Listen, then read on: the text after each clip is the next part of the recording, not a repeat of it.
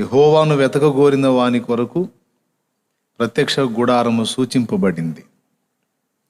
యేసు ప్రభు తండ్రితో గడపడానికి ఒలీవల కొండకు వెళ్ళాడు.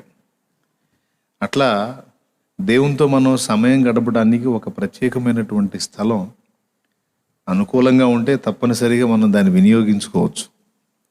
ఇక అలాంటి అవకాశాలు లేనప్పుడు దేవుడు కూడా అర్థం చేసుకుంటాడు. పొన్లే పర్వాలేదే బెట అంటాడు. అవకాశం ఉన్నంత వరకు దేవునితో ఏకాంతంగా గడుపుకోవడానికి ఖచ్చితంగా మనం ఒక ప్రత్యేక స్థలానికి, ముఖ్యంగా పర్సనల్ ప్రేయర్లో అయితే ఏదన్నా సపరేట్గా వెళ్ళి చేసుకోవచ్చు దేవునితో. సంఘ సహవాసం విషయంలో మాత్రం ఒక ప్రత్యేక ఆకర్షణ ఉంటుందండి. దాని లెక్క వేరే. ఏకాంత ప్రార్థన లెక్క ఏకాంత ప్రార్థనది. సంఘ సహవాసంలో ఉండే క్రమం, ఆ ఆకర్షణ అందులో ఉంటుంది. ఇంట్లో గదిలో కూర్చొని చేసే దాని లెక్క అంతే ఉంటుంది. ఇంట్లో ప్రార్థన ఎట్టుంటుందంటే మోకరించి ప్రభువా స్తోత్రం స్తోత్రం స్తోత్రం స్తోత్రం అంటా ఉంటుంది. ఫోన్ మోగిందనుకో, రే పెద్దోడా ఫోన్ చేశారు ఎవరో చూడరా, స్తోత్రమయ్యా యేసయ్యా వందనాలు ప్రభా వందనాలు ప్రభా. ఈ రకంగా సగం ఆ తంతు సగం ఈ తంతు అన్నీ చూసుకొని ఏకాగ్రత కుదరదు, పాడలేదు. కాబట్టి కష్టం. ఇంటికాడ భక్తి సాధన అంటే కష్టం. మనం ఎంత ఏకాగ్రత నిలబెడదామన్నా ఎవడో ఒకటి జడగొడుతూ ఉంటారు. సైతానుగాడు మనల్ని డిస్టర్బ్ చేయడానికి ఎక్కువ అవకాశాలు ఉంటాయి. అందుకే కొంచెం ప్రత్యేక స్థలంలోకి వెళ్తే ఏకాంత ప్రార్థన మంచిగా నడుస్తుంది. నా అలవాటు అయితే అది. సంఘ సహవాసం విషయంలోకి వచ్చేటప్పటికి ఈ ఆకర్షణ వేరు. మనమందరం ఎప్పుడైతే ఒక దగ్గర గ్యాదర్ అవుతామో దేవుని సన్నిధి మన మధ్యలోకి వస్తుంది. 1 కొరింథీ పత్రిక 3వ అధ్యాయం 16వ వచనంలో మీరు దేవుని ఆలయం అన్నాడు. బహువచనం వాడాడు. మీరు ఎవరు?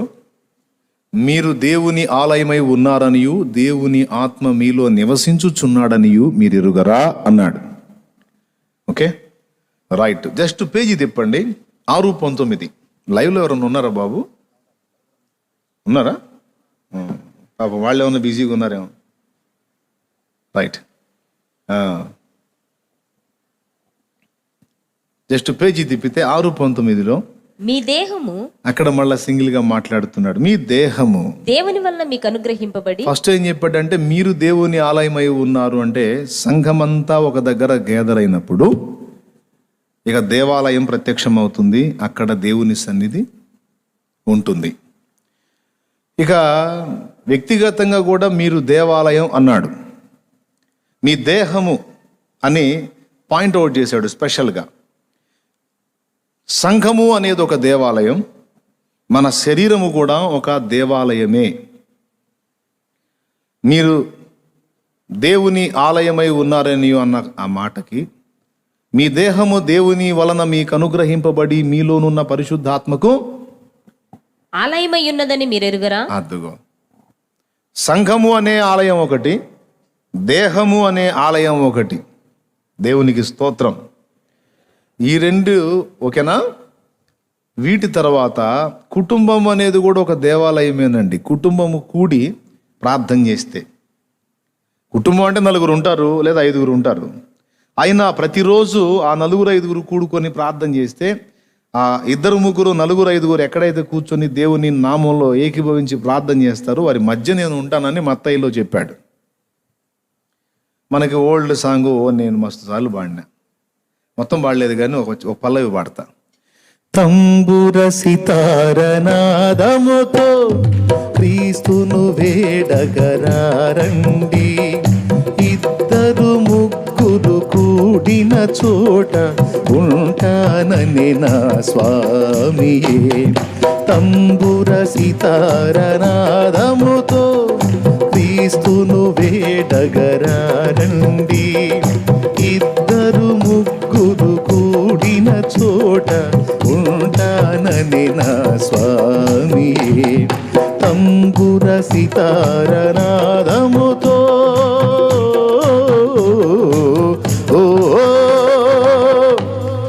దేవునికి స్తోత్రం. కుటుంబంలో ఉన్న నలుగురు కలిసి కూర్చొని మోకాళ్ళు వేస్తే అదొక దేవాలయం అవుతుంది. దేవాలయం అంటే దేవుడు ఎక్కడ ఉంటాడో అదే ఆలయం.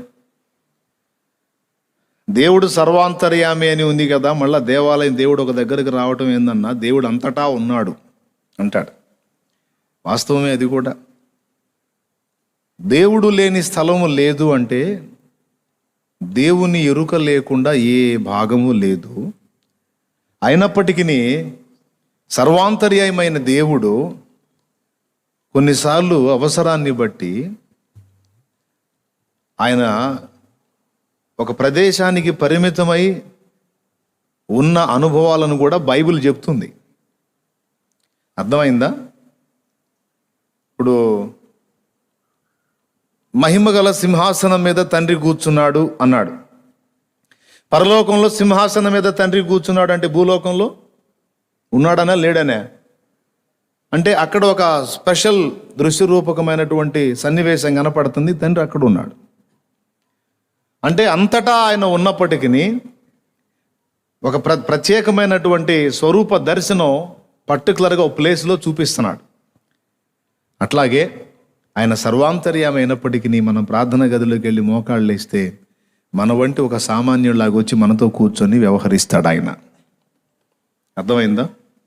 కాబట్టి ఆయన సంఘము అనే దేవాలయం, సంఘం అనే మనందరం ఎప్పుడైతే ఒక దగ్గర చేరుతామో వచ్చి కూర్చుంటాడు ఆయన.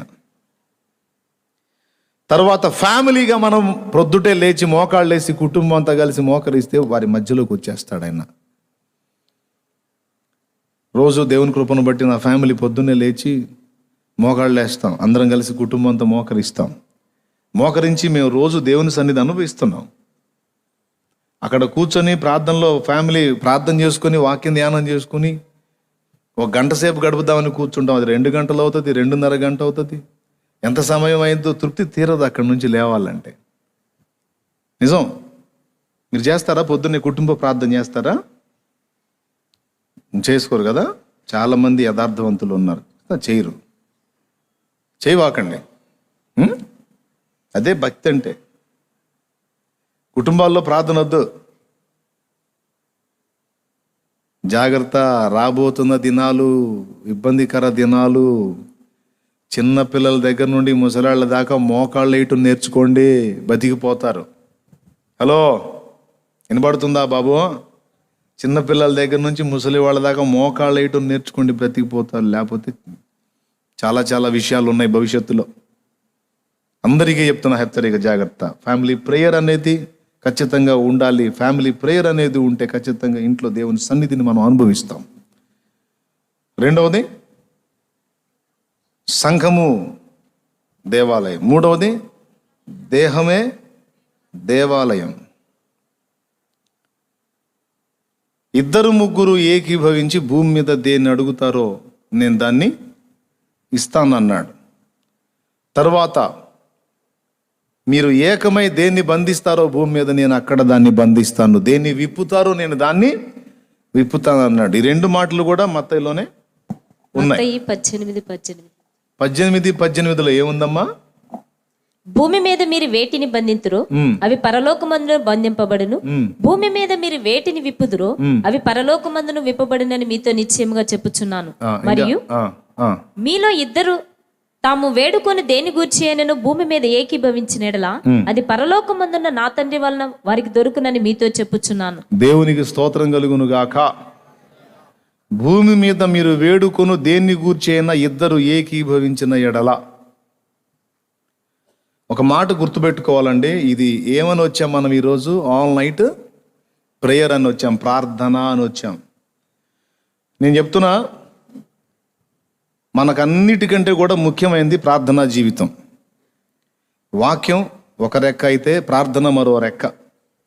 ఓ పక్షి ఎగరటానికి రెక్కలు ఎలాగైతే సహకరిస్తాయో అలాగే మనం ఆత్మీయ జీవితంలో ఎగరటానికి, పడిపోకుండా చెడిపోకుండా శూన్యంలో నిలిచి ఉండడానికి వాక్యం ప్రార్థన రెండు రెక్కలై మనల్ని నిలబెడతాయి.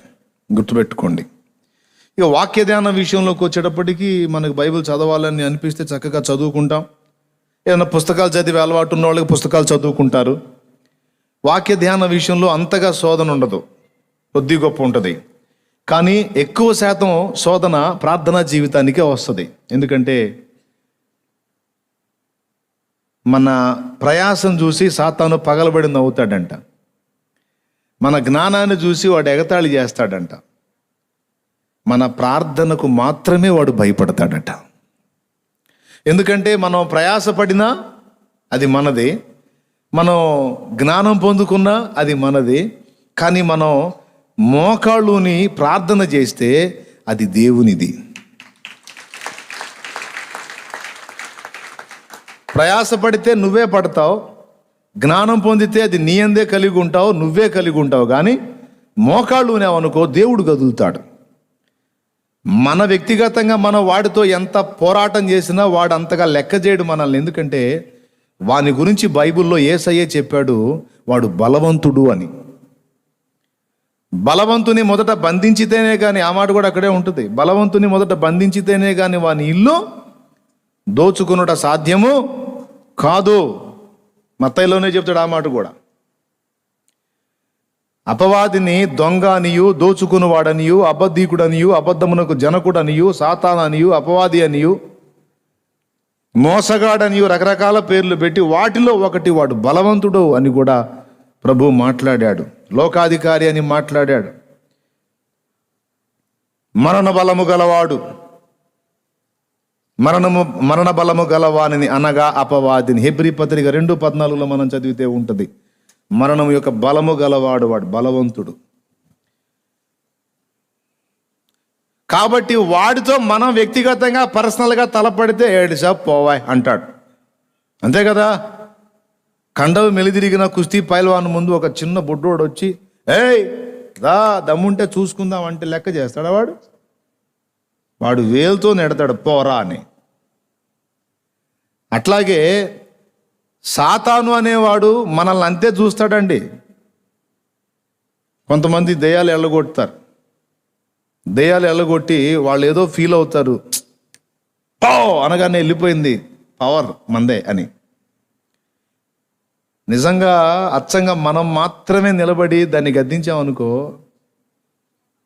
ఒక్క తన్నుదంతే 4 చోట్ల పడతాం మనం.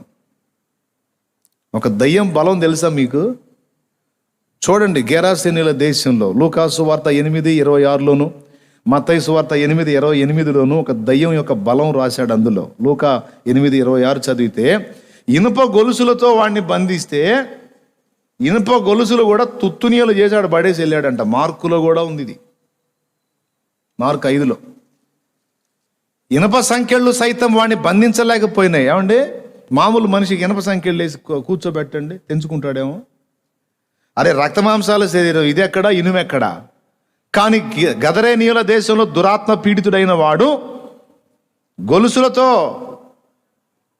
వాడిని బంధిస్తే ఇనప గొలుసులు కూడా పట పట తెంచి వెళ్ళిపోయాడంట. ఏంది అసలు ఆ బలం? అది దయ్యపు బలం.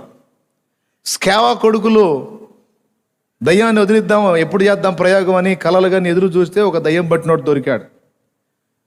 పౌలు దయ్యాలు ఎల్లగొట్టడం చూసి వీళ్ళు కూడా ఒక దయ్యం పట్టినోడు కోసం ఎదురు చూస్తే వాళ్ళ అదృష్టం బాగుండి ఒకడు దొరికాడు. వాడిని తెచ్చుకున్నారు గదిలోకి, తెచ్చుకొని తలుపులేసి దాని మీద దయ్యం మీద ప్రయోగం మొదలు పెట్టారు. ఏ దురాత్మ, ఏ సునామూలో వెళ్ళిపో అని. ఆ దయ్యం ఏముందో మీకు చాలాసార్లు చెప్పాను, నీకు అవసరం లేదు. అయితే దాని చుట్టూ అనేక మంది ఇళ్ళే, ఆ స్కేవా అనే ఆయన కొడుకులు రౌండ్ చేసి దాన్ని గద్దిస్తూ ఉంటే అది 2 మాటలు చెప్పింది, నాకు యేసు తెలుసు, పౌలు తెలుసు, మీరెవరు అని వాళ్ళ మీద ఎగబడి ఇద్దరిని పట్టుకొని, ఇద్దరిని చిక్కించుకొని బట్టలు ఊడిందాకా కొట్టి తరిమిందని ఉంది అందులో. అలాంటి పవర్ఫుల్ దయ్యం నువ్వు జస్ట్ ఏసునామములో పో అనగానే వెళ్ళిపోయిందంటే ఏ బలాన్ని చూసి? నిన్ను చూసా.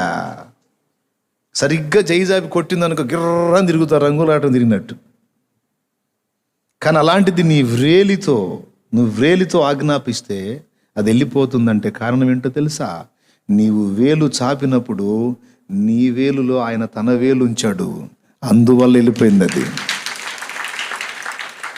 ఈ వ్రేలు నీదే కనపడుతుంది, కానీ అదృశ్య రూపంలో ఆయన వ్రేలు కనపడింది. అది దేవుని వ్రేలు అయితేనే అది వెళ్ళిపోయిద్ది.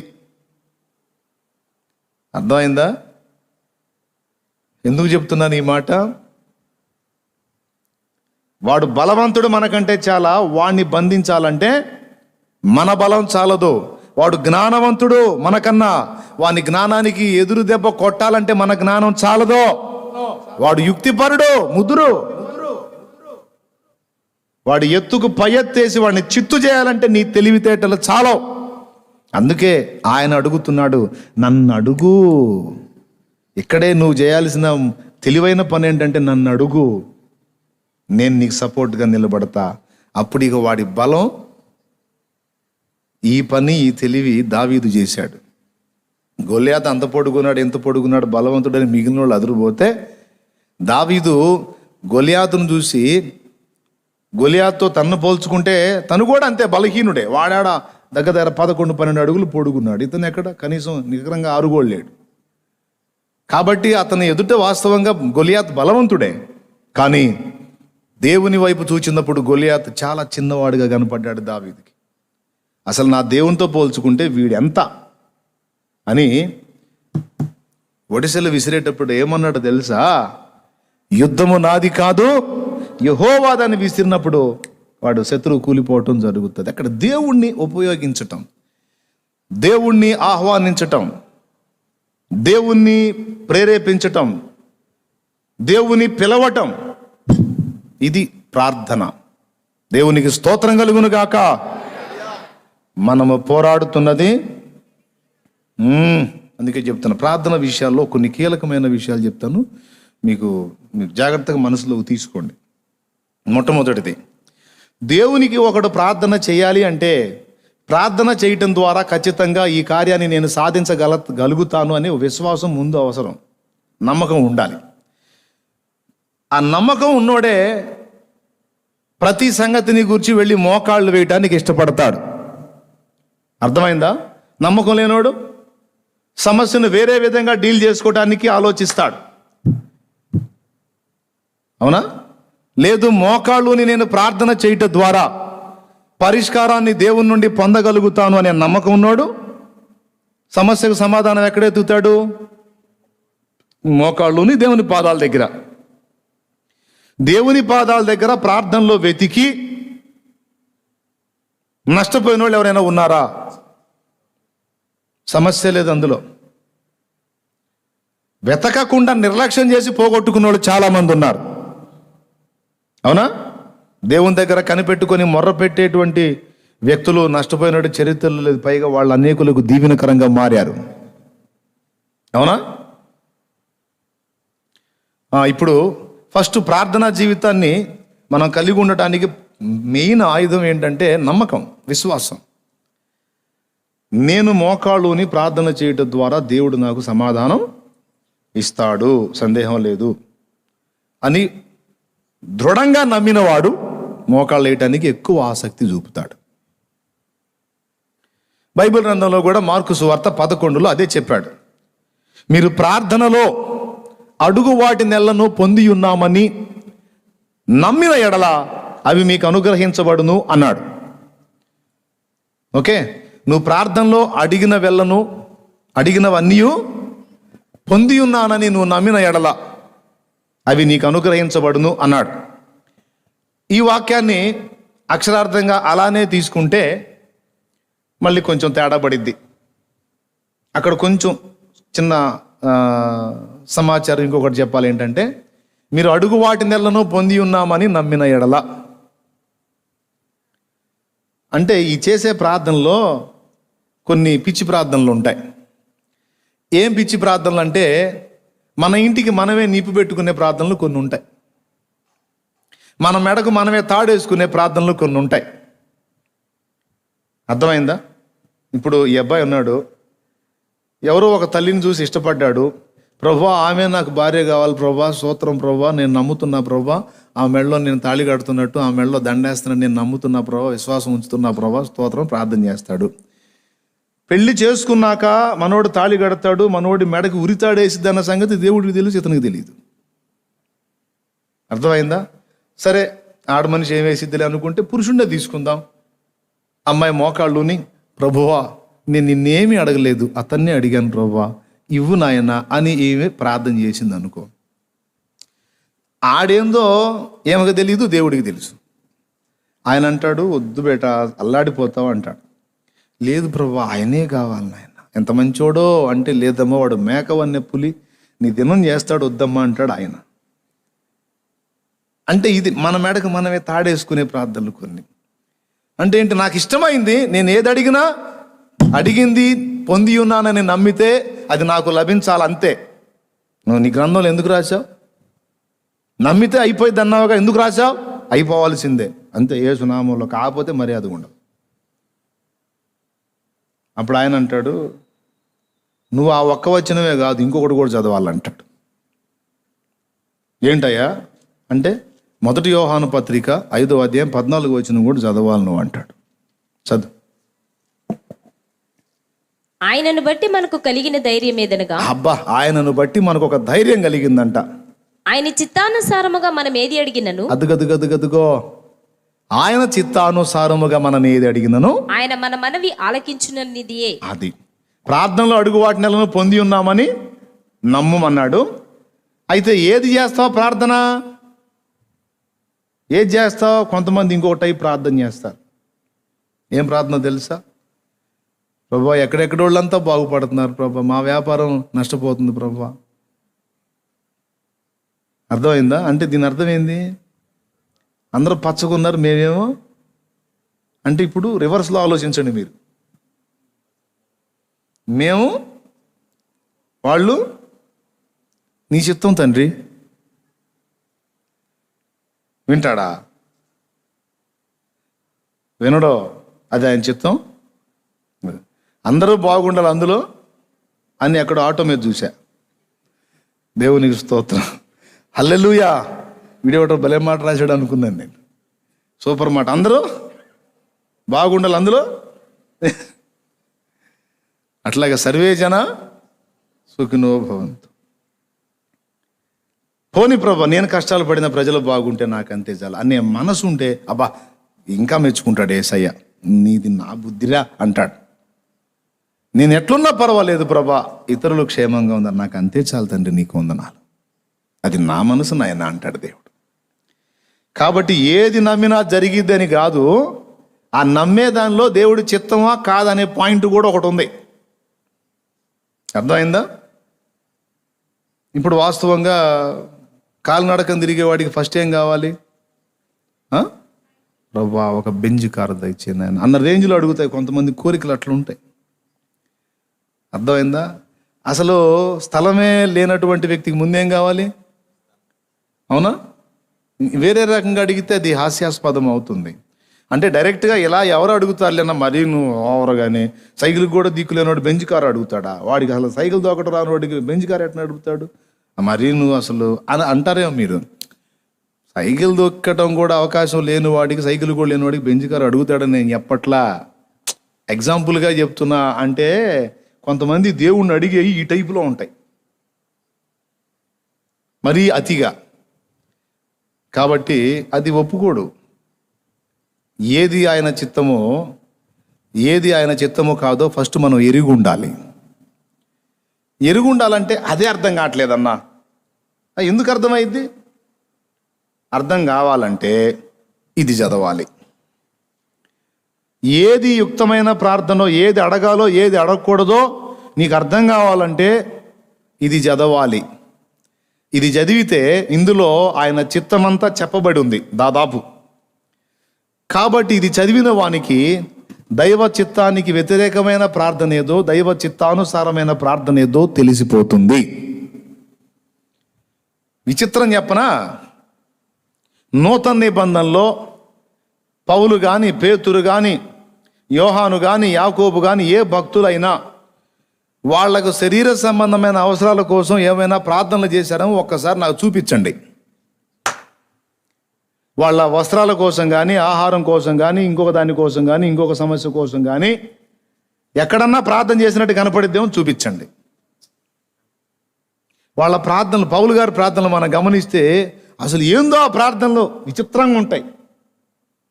పౌలు గారి ప్రార్థనలో అందరూ మనోనేత్రాలు వెలిగింపబడిన వారు కావాలి. ఆయన ప్రేమ లోతు ఎత్తు తెలుసుకోవాలి. పరిశుద్ధులు సంపూర్ణులు కావాలి. ప్రతి వారిని కూడా సంపూర్ణునిగా చేసి ప్రభు ముందు నిలబెట్టాలి. సంపూర్ణత కొరకు ప్రార్థన, మనోనేత్రాలు బాగా వెలిగింపబడేదానికి ప్రార్థన,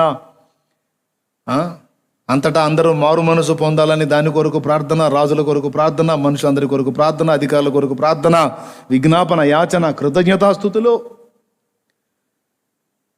అసలు వాళ్ళ ప్రార్థనలన్నీ కూడా సమాజంలోని వ్యక్తులు అంతా ఇతరులతో ముడిపడి ఉంటాయి.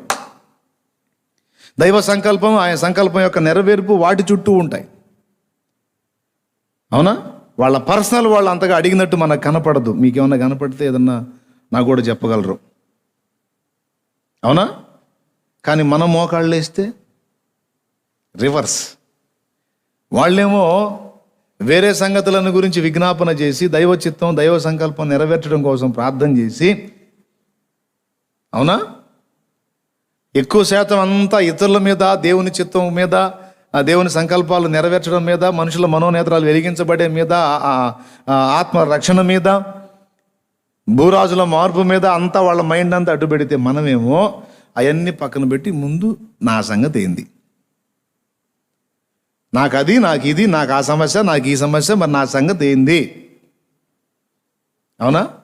విచిత్రం ఏంటంటే దేవుని చిత్తానుసారంగా మనం అడగాల్సిందే అడిగితే మనం అడగనివి కూడా కొన్ని మనకు దేవుడు చేస్తాడు. దేవునికి స్తోత్రం కలుగునుగాక. ఎక్కువసేపు చెప్పను, జాగ్రత్తగా వినాలి. దేవుని చిత్తానుసారంగా మనం ప్రార్థన చేస్తే, దేవుని చిత్తానుసారమైనవి మనం అడిగితే, ఇక మనం అడగనివి కూడా కొన్ని కార్యాలు మన పర్సనల్ లైఫ్లో ఆయన చేసేస్తాడు. డౌటే లేదు అందులో. ఒక్క మాట ఇక్కడ లైవ్లో ఉన్నోళ్ళు, ఇక్కడ మీరు అందరూ కలిసి ఒక్క నిజం చెప్పండి నాకు. ఈనాటి వరకు, దేవుణ్ణి ఎరిగిన నాటి నుంచి ఈనాటి వరకు మీరు పొందుకున్నవన్నీ మీరు ప్రార్థన చేసే పొందుకున్నారా? ఎంతమంది ఒప్పుకుంటారు? అవునన్నా, ఇప్పటివరకు నాకున్నదంతా ప్రార్థన చేసే పొందుకున్నాను అన్నోళ్ళు చేయొద్దండి. నమ్మకత్త బాబు అన్న, కొన్ని చేశానన్నా, కొన్ని చేయకుండా ఏసై ఇచ్చాడన్న అన్నోళ్ళు చేయొద్దండి. అదిగో అందరు ఎత్తారు. లైవ్లో ఉన్నోళ్ళు వాళ్ళు కూడా అదే చెప్తారు. కొన్ని విషయాలు అడిగాను, కొన్ని అడగలేదు, కానీ దేవుడు చేశాడు. ఎస్, అవును. కానీ అసలు క్రొత్త నిబంధనలో ఈ భక్తులైతే వాళ్ళ విషయంలో ఏమీ అడిగినట్టు కనపడదు సరిగా. పౌలు మాత్రం పరిచర్య కొంచెం ఇబ్బందిగా ఉందేమో, మొత్తానికి అసౌకర్యంగా ఉందేమో, ఆయన బాడీలో ఉన్న ముళ్ళు తీసివేయాలని 3 సార్లు దేవుడిని అడిగితే, వద్దు ప్రార్థన చేయవాకంటే సరేలే ప్రభు అని మెలుకున్నాడు. అది తీయనులే కానీ, అదంతే ఉంటుందిలే కానీ, ఇంక నువ్వు దాన్ని తీయమని అడగవాక, నా కృప ఉందిలే నీకు చాలు అన్నాడు. సరే ప్రభా, ఇంక నేనేం చేసేది, నీకే స్తోత్రం అని వదిలేసి అడగలా. దేవుని సన్నిధిలో వాక్యం ఎరిగిన మనము దైవ చిత్త ప్రకారం ప్రార్థన చేసి అడగాల్సినవి అడిగితే, మనం అడగనివి ఏవైతే మనకు అవసరమై ఉన్నాయో అవన్నీ కూడా ఆయన ఇస్తాడు. దీనికి ఒక ఎగ్జాంపుల్, ఇశ్రాయేలును ఈ ప్రజలను ఏలుటకు నన్ను నీవు నియమించితివి, ఈ గొప్ప జనమును ఏలుటకు తగిన జ్ఞానం నాకు లేదు, నేను చిన్నవాడను, వీరందరినీ బాగుగా ఏలునట్లు నాకు జ్ఞానం ఈ ప్రభువా అని జ్ఞానం అడిగినందుకు సొలొమోను జ్ఞానం ఒకటే అడిగాడు. ఆహా, ఈ ప్రజల క్షేమం కొరకు నువ్వు జ్ఞానం కోరావు గనుక నువ్వు అడగని కూడా నీకు ఇస్తున్నా. ఏంటది? ఐశ్వర్యమును ఘనతయు నేను నీకు ఇస్తున్నాను అన్నాడు. ఐశ్వర్యం, ఘనత ఆయన అడిగాడా? అడగడా? అడగాల్సినవి అడిగితే వాటితో ఇవి మనకి ఉచితముగా ఇవ్వబడతాయి. మా దగ్గర ఫలానా కంపెనీ గ్లాసులు 2 కొంటే 4 ఫలానా ఐటమ్, ఫలానా కప్పులు 4 ఉచితం. ఈ టైపులో చెబితే మీకు అర్థమైంది. అవునా? కాలేదా సుబ్బారావు? కదా, సూపరు. ఇంకా ఏదైనా చెప్పు. మా దగ్గర బైక్ కొంటే మీ తల పగలకుండా హెల్మెట్ ఉచితం అన్నట్టు. అవునా?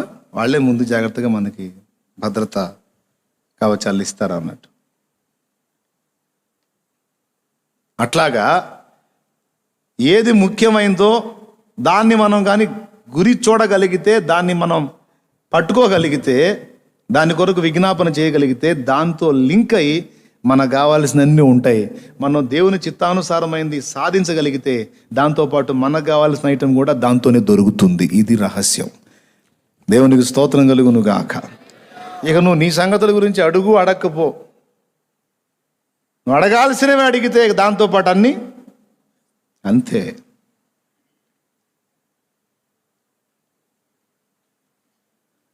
కాబట్టి ప్రియులారా, ఫస్ట్ ఆయన నామమును బట్టి మనం ఏది ప్రార్థన చేసి అడిగినా పొంది ఉన్నామని నమ్మమన్నాడు. నమ్మితే నీకు ఇస్తానన్నాడు. ఓకే, ఏది అడగాలి ప్రార్థనలో? ఏది పడితే అది అడుగుతామా? ఒక్కోసారి భర్త పెట్టే టార్చర్కి మోకాళ్ళేసి ఒక భార్య అడుగుద్ది, ప్రభువా యేసు నామములో వీడు వాడిని తన్నలేదు, అలాగని వెళ్ళలేదు, కొట్టాడు, బాగా పోయాడు, ఇక ఏం చేయాలి అర్థం కాక మోకాళ్ళు, నిజంగా నేను నీ బిడ్డలైతే యేసు నామములో వీడికి లారీ.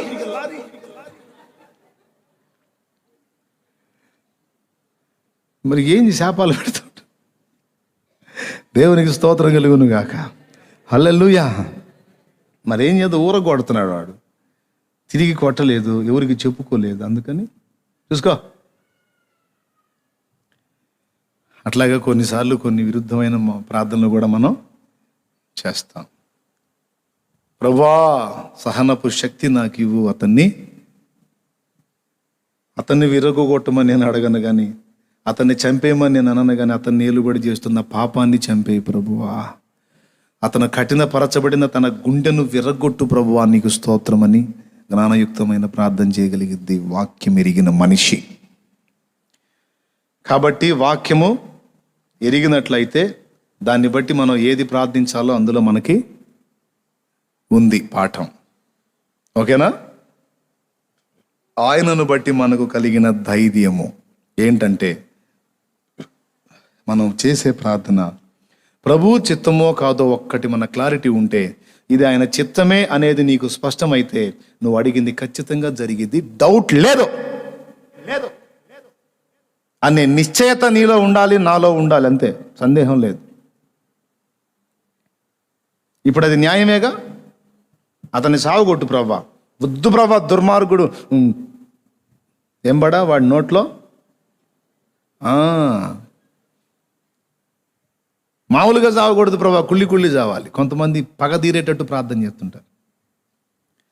ప్రార్థనలు విచిత్రమైనవి ఉంటాయండి. నీకు తెలుసా, ఒకసారి ఒక విచిత్రమైన ప్రార్థన చూశాను, చాలా క్రితం చెప్పినట్టున్నాను.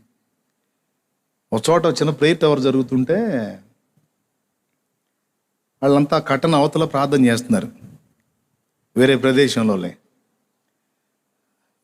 స్తోత్రం అయ్యా, స్తోత్రం అంటే అమ్మ భక్తి కలిగిన వాళ్ళు ప్రార్థన చేస్తున్నారని నేను ఆ కట్టను అట్ట తీసి చూసా.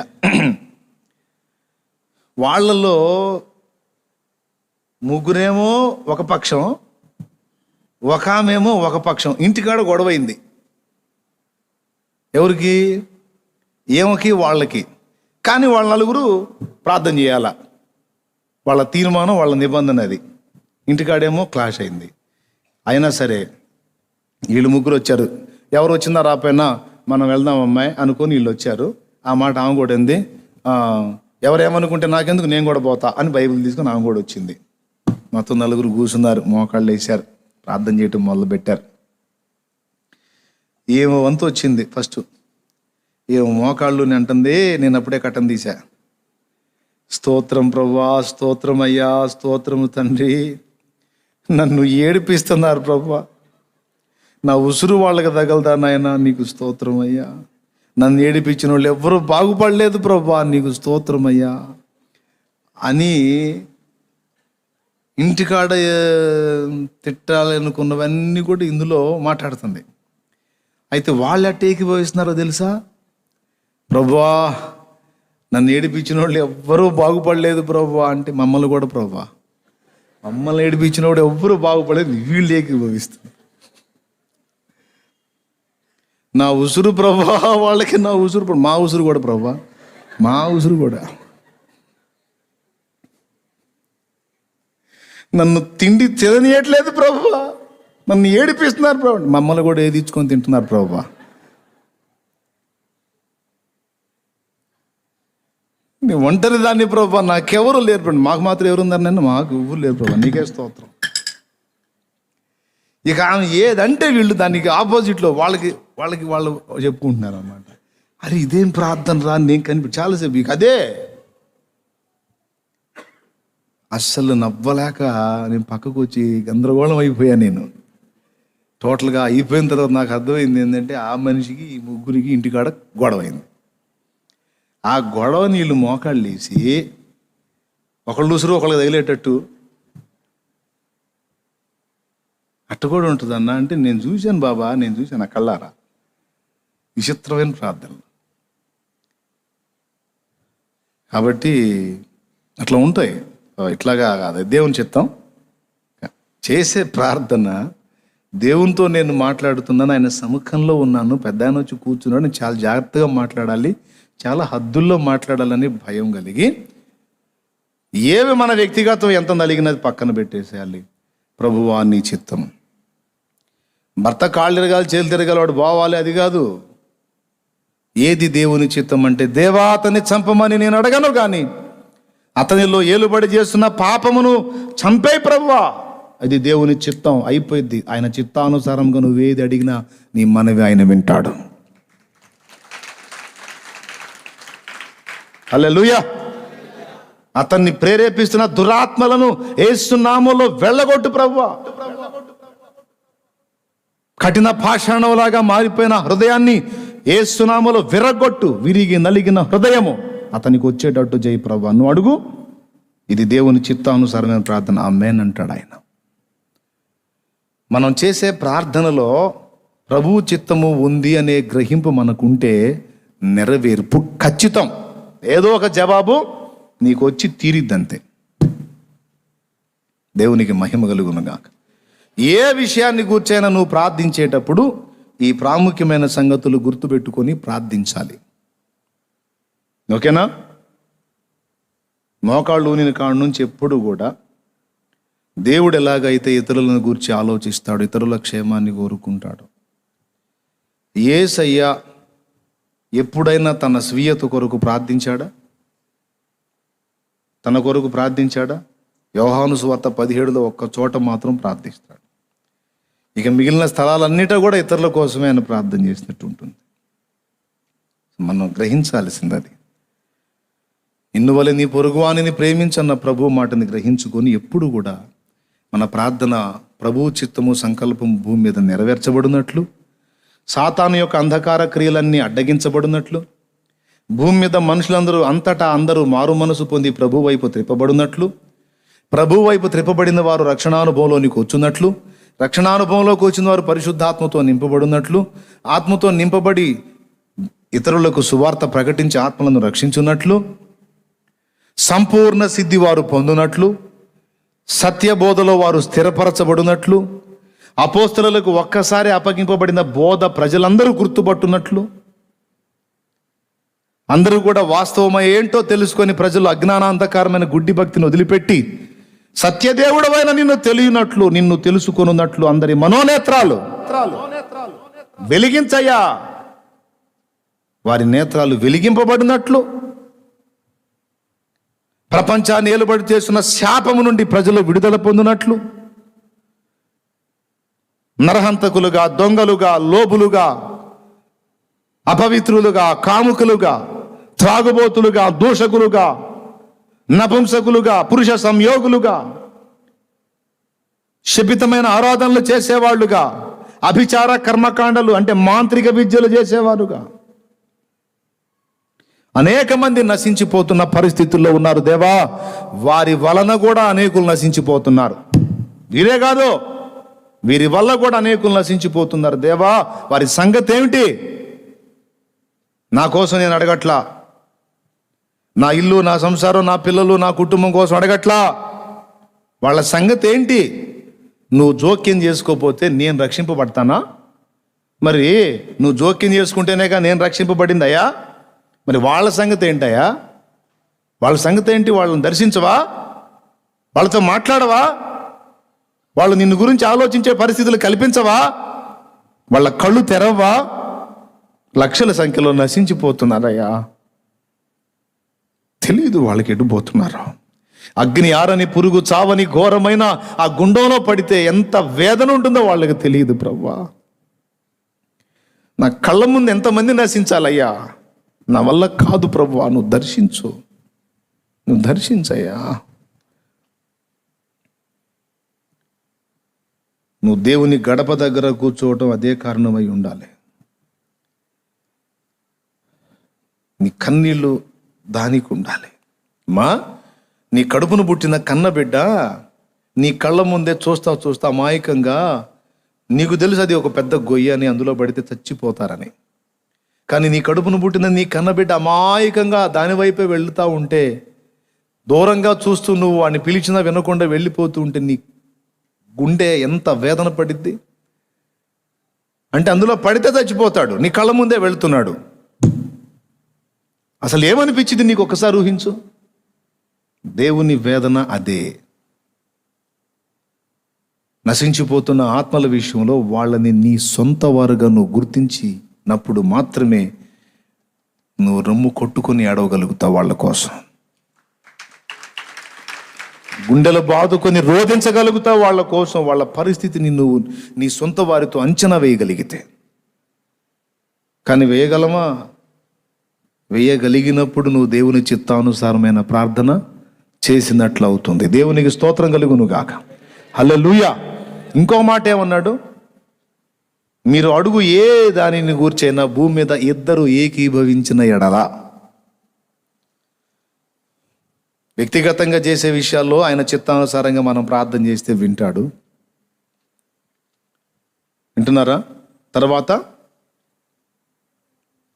ఇద్దరు ముగ్గురు కలిసి కూడి ప్రార్థన చేసేటప్పుడు, అది సంఘంగా కావచ్చు, ఫ్యామిలీగా కావచ్చు, ప్రార్థనా బృందంలో కావచ్చు, ఎట్లనన్నా కానీ, నలుగురు ఐదుగురు కూర్చొనో లేదా ఇద్దరు ముగ్గురు కూర్చొనో, కుటుంబంగా కూర్చొనో, సంఘంగా కూర్చొనో ప్రార్థన చేసేటప్పుడు ఏమన్నాడు తెలుసా?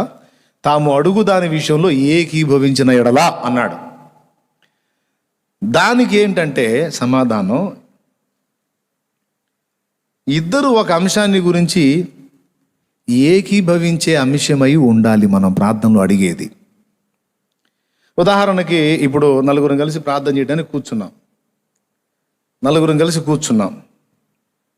కూర్చుంటే ఒక ఆయన కొడుకు ఉద్యోగానికి ప్రయత్నిస్తున్నాడు. ఆల్రెడీ ఒక ఉద్యోగం ఉంది ఆయనకి, ఒక మంచి ఉద్యోగమే ఉంది. ఇంకా పెద్ద ఉద్యోగం కోసం ట్రై చేస్తున్నాడు. మనతో కూర్చున్న ఆయన ప్రార్థన చేయమంటే మోకాళ్ళుని హల్లెలూయా స్తోత్రం, హల్లెలూయా స్తోత్రం ప్రభువా, స్తోత్రం హల్లెలూయా ప్రభువా, పెద్దోడు ప్రభువా స్తోత్రం ప్రభువా, ప్రయత్నం చేశాడు ప్రభువా, యేసు నామములో ప్రభువా, ఉద్యోగం ప్రభువా, బిడ్డకు వచ్చాడు అన్నాడు అనుకో, మనకి ఎట్టుంటుంది? ఏంది అట్టయిపోయారు మీరు? మనకు ఎట్టుంటుందండి? ఎట్టుంటుంది? ఏముంది? అవును, మనం కూడా ప్రార్థన చేస్తాం నిజంగా మనం చేస్తామా? ఎట్లా ఫీల్ అవుతాం లోపల? బయటికేమో అవును ప్రభా స్తోత్రం అయ్యా, అవునయ్యా, అవును తండ్రి అంటాం. ఇది షో. నిజమా కాదా చెప్పాలి. మనసులో ఏమనుకుంటాం తెలుసా? వీడు మామూలుడు కాదే, అంతలా ఉద్యోగం పెట్టుకొని ఇంకా పెద్ద ఉద్యోగం కావాలి, వీడు ఏడిసి మొత్తుకున్నాడు ఈ సిగ్గు శరం లేకుండా. అసలు ఏం మనుషులు వీళ్ళు, బుద్ధులు వీళ్ళు, ప్రార్థన చేయరా అంటే ఇదంతా చెత్త అంతా తీసుకొచ్చి మాట్లాడతాడు అని ముఖం ఎట్ట పెట్టుకొని, ఎట్లా ముఖం చిట్ల పెట్టుకొని అవును ప్రభా, అవునయ్యా స్తోత్రం. లోపల ఫీలింగ్ ఏంది? వీడు మరీ కడుపాత్ర పోడని. అవునా కాదా? ఖచ్చితంగా. అట్లా కాకుండా సమాజానికి సంబంధించింది అడుగు, అప్పుడు హృదయపూర్వకంగా ఏకీభవించగలుగుతారు. దేవా దర్శించు మా దేశం, మా భారతదేశం,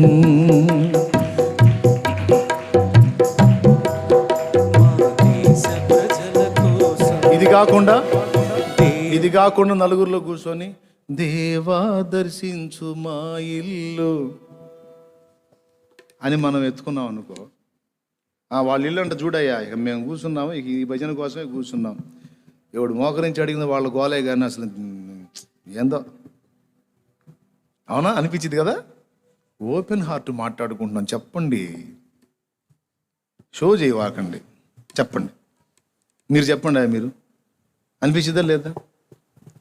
సుబ్బారావు సోదరా, నువ్వు మోకాళ్ళుని ప్రభా, నా వ్యాపారం ప్రభా, యేసు నామములో ప్రభా అన్నావు అనుకో, చుట్టుపక్కల కూర్చున్న వాళ్ళు ఏమనుకుంటారు, మొదలు పెట్టాడు ప్రభా, చూడయ్యా చూడు,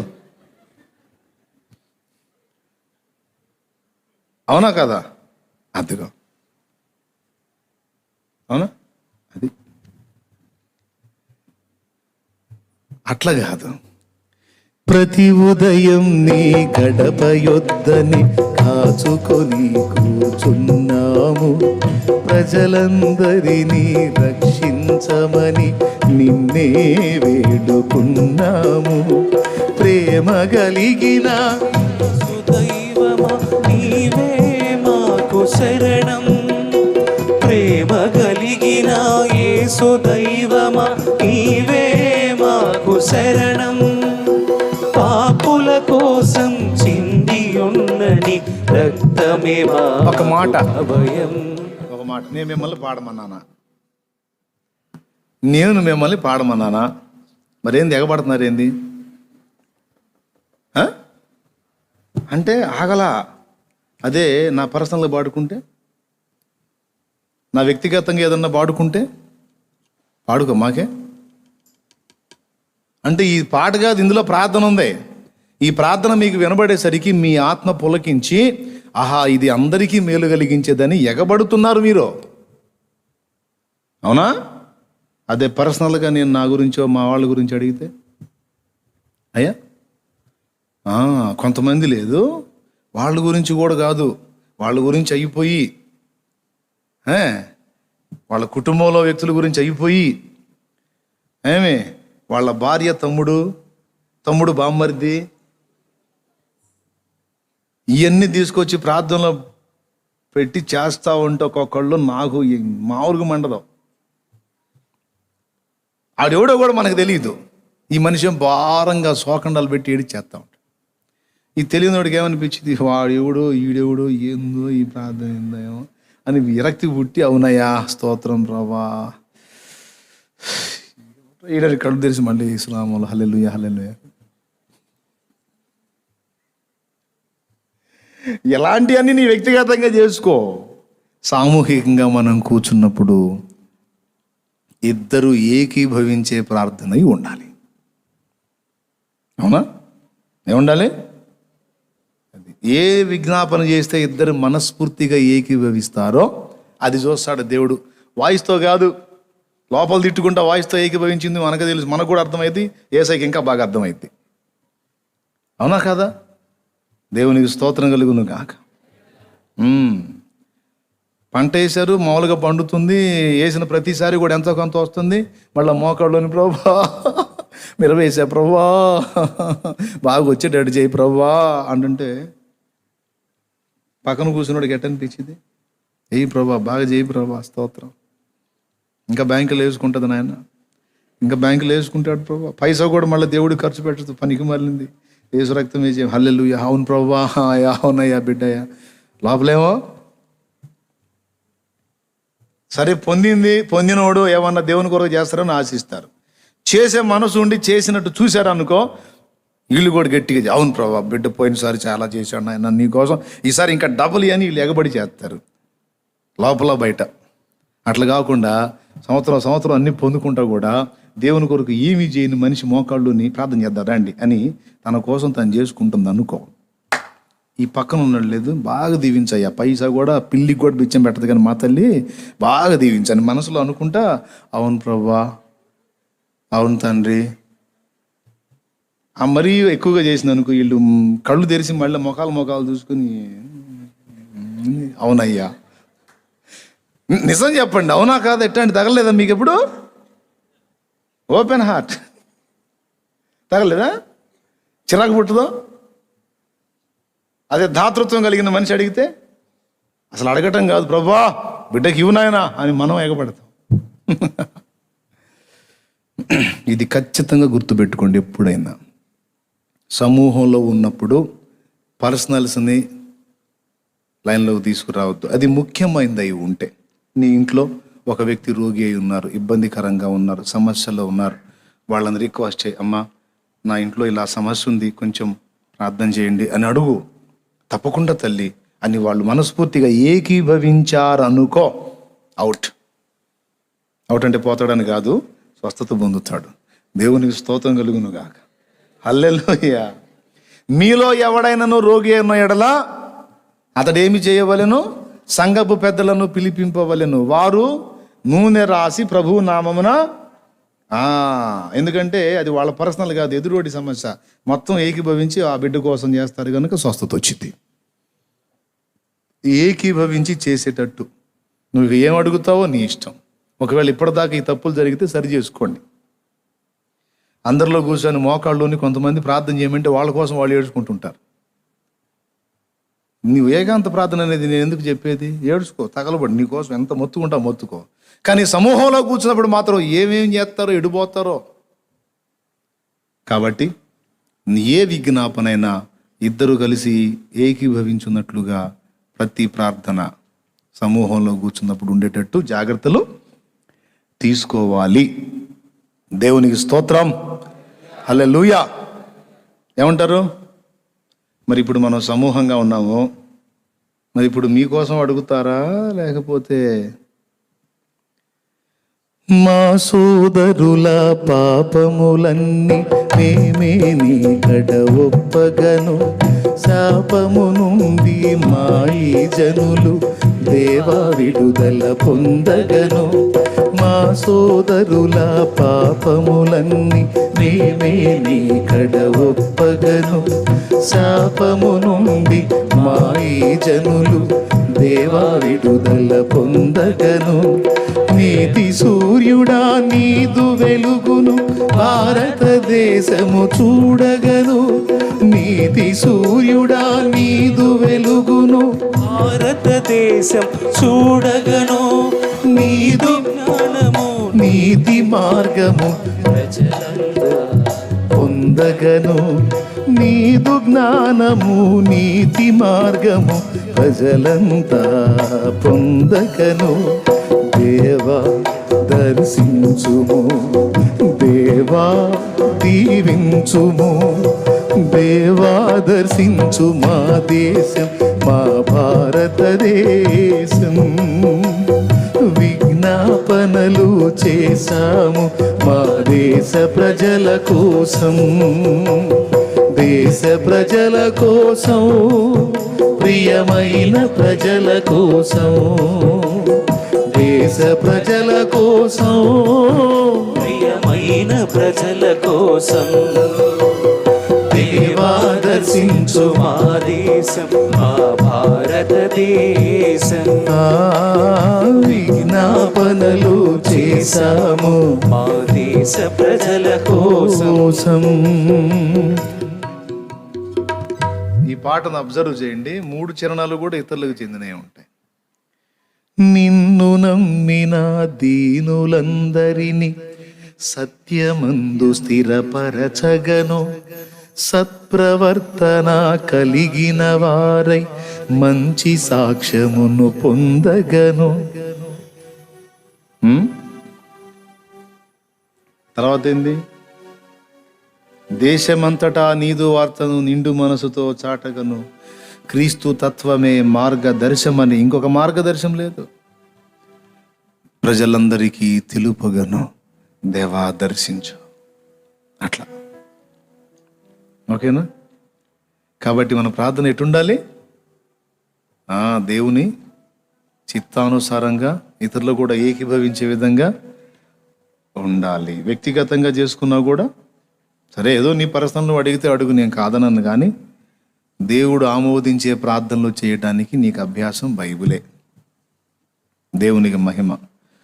ప్రార్థనలో విచిత్ర అనుభవాలు చూసాలే, అందుకని చెప్తున్నాను. దేవుని కృపతో అనుభవాలు నేర్పాడు, ఆయన చెప్తున్నాను కొన్ని. కొంతమంది మోకాళ్ళుని వాళ్ళు ఏం తిట్టుకుంటుంటారు. ఇప్పుడు ఒకవేళ తిట్టుకోదలుచుకుంటే అక్కడ కూడా కొంచెం తెలివి ఉపయోగించాలి. అది కూడా గుంపులో కలిపితే అప్పుడు బాగుంటుంది. అవునా? మోకాళ్ళుని, ప్రభువా నేను ఘోర పాపిని ప్రభువా అంటే మిగిలిన వాళ్ళు ఏమనాలా? ఏమంటారో తెలుసా? కాదయ్యా అన్నారనుకో, నడిసిద్దా ప్రార్థన? ఇప్పుడు వాళ్ళు ఏమనాలా?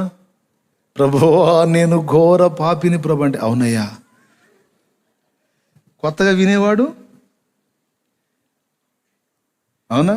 ప్రభువా నా అంత నీచుడు లేడు ప్రభు అంటే అవును తండ్రి అంటే అర్థమైంది. అసలు ఈ నిజంగా నీచుడే ప్రభు అని ఏందో అసలు అర్థం కాదు.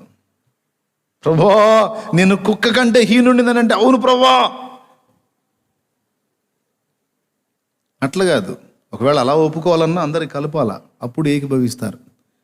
ప్రభువా మేము పాపులం ప్రభు అంటే అవును తండ్రి అంటారు. అప్పుడు అందరికి కలిసిద్ది. ప్రభువా మేము పశుప్రాయంలో తండ్రి, అవును తండ్రి. మేము అంటే అందరూ ఏకీభవిస్తారు. నేను అంటే వాళ్ళు ఏకీభవిస్తే అది ఒక రకంగా ఉంటుంది. పాయింట్ ఉందా లేదా? అవునా? పాపం ఒక సంఘానికి పాస్టర్ గారు వెళ్ళి వాక్యం చెప్పడానికి మొదలుపెట్టి ప్రార్థన చేసుకుందాం అని, ప్రభువా ఆయన నేను దుమ్మును ధూళిని నీచుని దౌర్భాగ్యుని అధముడిని ప్రభు అంటే అవునాయన స్తోత్రమయ్యా అవునయ్యా అంటున్నారంట వాళ్ళు. మధ్యలో ఆపి ఏంది అట్ట అంటున్నారు, అవునయ్యా అంటారు, మీరేం చూశారని నన్ను అన్నాడు. అదేందయ్యా నువ్వు అడుగుతుంటివి అంటుంటివి, మరి నేనేమనాలా? దేవునికి స్తోత్రం, హల్లెలూయా. అంటే ఏం అడుగుతున్నారో అర్థం కావట్లే. తగ్గించుకోమంటే మరీ అక్కడ. దేవునికి స్తోత్రం, కొద్దిగా వివేకం ఉండాలి. జాగ్రత్తగా మనం చేసే ప్రార్థనలో కొంచెం తెలివిగా చేయాలి.